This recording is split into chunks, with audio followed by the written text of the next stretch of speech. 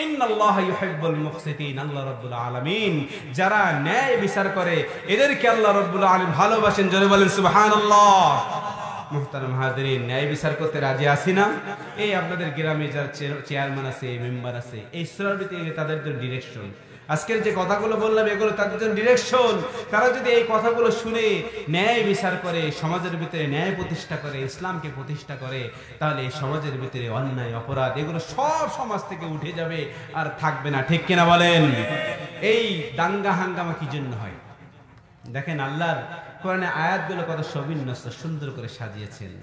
দাঙ্গা হাঙ্গামা কিভাবে হয় আল্লাহ রাব্বুল আলামিনের পরের আয়াতগুলো দিয়ে কিভাবে দাঙ্গা হাঙ্গামা হয় এটা বুঝিয়ে দিচ্ছেন। 8 নম্বর, 9 নম্বর, 10 নম্বর, 11 নম্বর আয়াতগুলো দিয়ে আল্লাহ রাব্বুল আলামিন বলছেন, ইয়া আইয়ুহাল্লাযীনা আমানু লা ইয়াসখার কওমুম মিন কওম আসা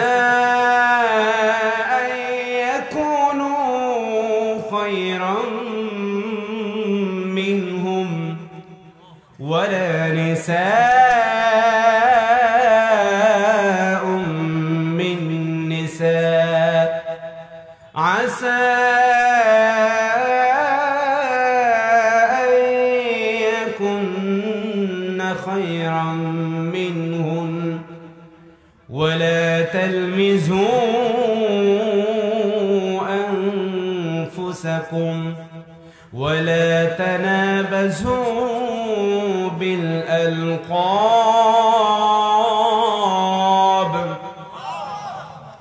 بئس الاسم الفسوق بعد الإيمان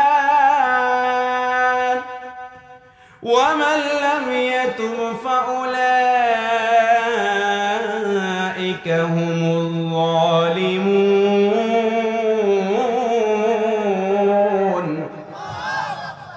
আল্লাহ আয়াতগুলোতে আমাদের জন্য কি ডিরেকশন দিয়েছেন, কি নসিহত করেছেন?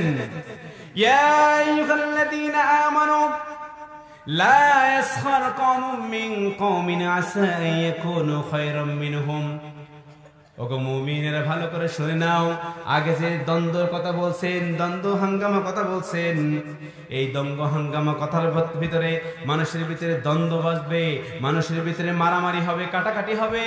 এই সামনে যে আয়াতগুলো আছে, এই হ্যাবিটগুলো, এই অন্যায়গুলো যদি তোমাদের ভিতরে প্রসার হয়, তাহলে তোমাদের ভিতরে দ্বন্দ্ব হবে, তোমাদের ভিতরে হাঙ্গামা হবে, তোমাদের ভিতরে মারামারি হবে। 3টা গুণের কথা বলবো। এই পরের আয়াতই আল্লাহ রাব্বুল আলামিন সূরাতুল হুজুরাতের ভিতরে বলছেন, সামনের তাফসীরের ভিতরে আছে যে এই সামনের যে আয়াতগুলো আল্লাহ বলছেন এর সঙ্গে মিল কি, কানেক্টেড কি, এই যে আগের আয়াত এবং পরের আয়াতের সঙ্গে মিল কি। আল্লাহ আগে বলছেন দুইজন মুমিনের ভিতরে মিলিয়ে দাও, ভেদাভেদ করো না, নো ডিফারেন্সিয়েশন, কোনো পার্থক্য না, নো সেপারেশন, কোনো ভেদাভেদ করো না। তো ভেদাভেদটা কি কারণে হবে? ভেদাভেদটা কি কারণে হবে? আল্লাহ রাব্বুল আলামিন পরের আয়াতে বলছেন, লা ইয়াসখার কওমুম মিন কওমিন, খবরদার কেউ কাউকে উপহাস করো না, কেউ কাউকে নিয়ে ঠাট্টা করো না, কেউ কাউকে ঠাট্টা করো না। যখন একজনকে ঠাট্টা করা হবে সাথে সঙ্গে সে পাল্টা জবাব দিয়ে সেও ঠাট্টা করতে থাকবে, দুইজনের ভিতরে দ্বন্দ্ব হয়ে যাবে। ঠিক কিনা বলেন? এই জন্য আল্লাহ বলছেন লা ইয়াসখার কওমুম মিন কওমিন।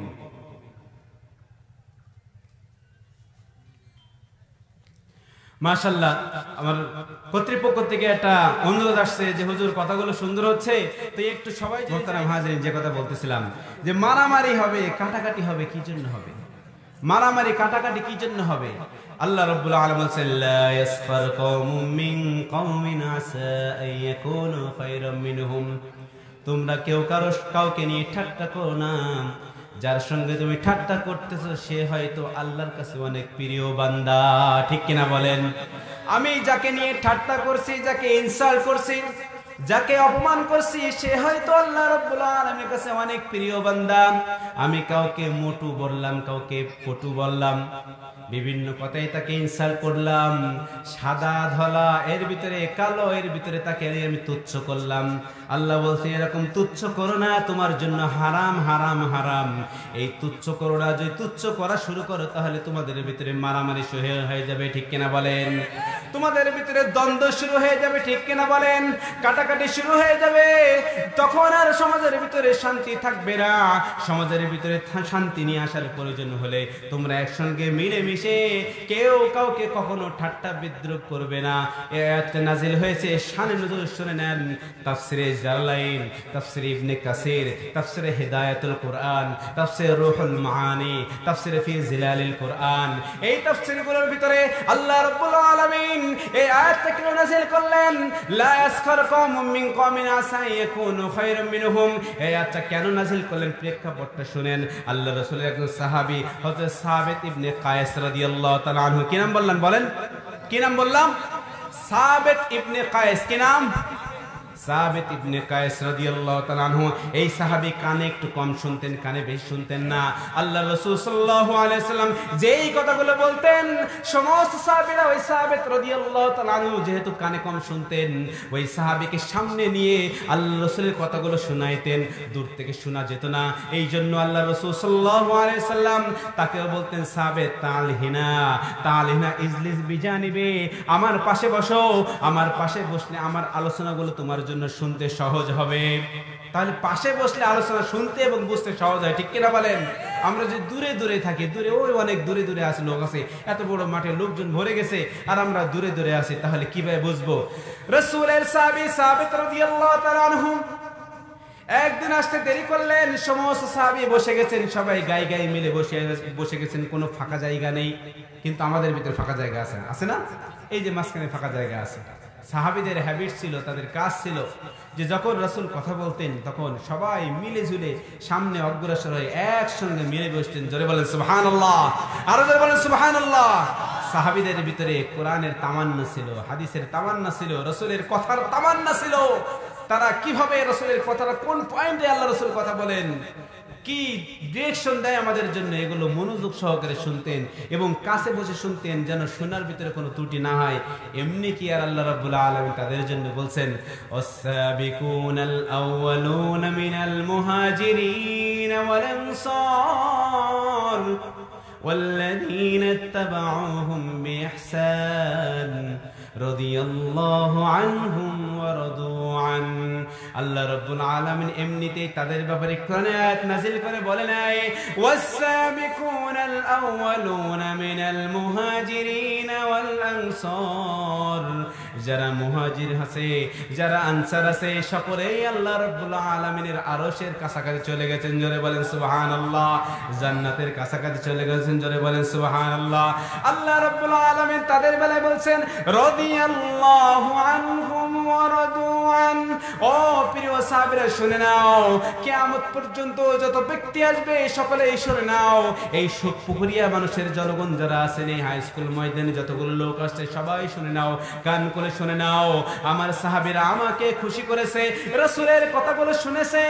সামিআনা ওয়া আতানা, সকলে বলেছে ইয়া রাসূলুল্লাহ আপনি যা বলেছেন সেগুলো শুনলাম, ওয়া আতানা সেগুলো মেনে নিলাম, আমাদের কোনো আপত্তি নেই। তারা শুনছে, মানছে।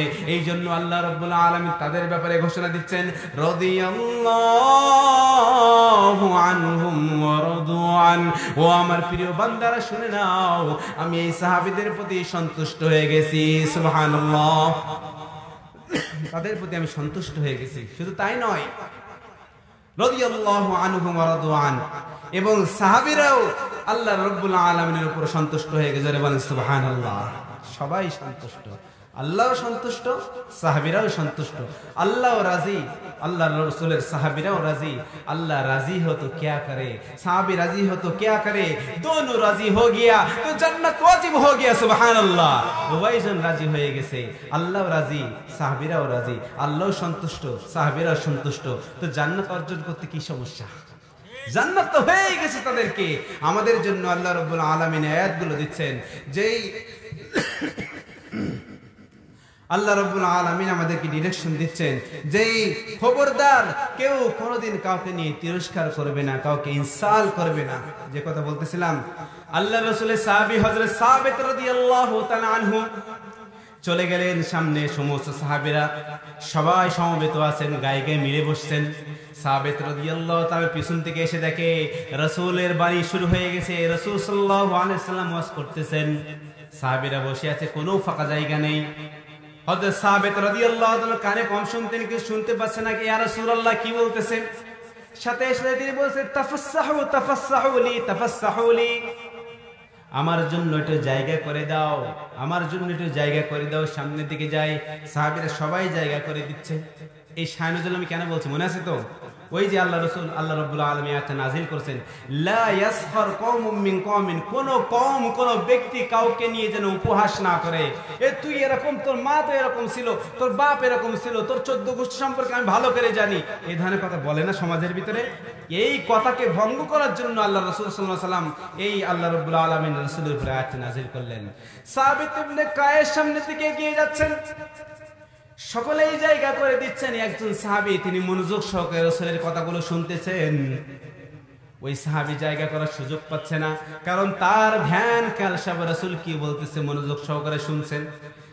সাবিত ইবনে কায়েস সামনে দিকে বলছেন, মা হাযার রাসূল, আইয়ু হাযার রাসূল, আইয়ু হাযার রাজুল, এই ব্যক্তি কে রে?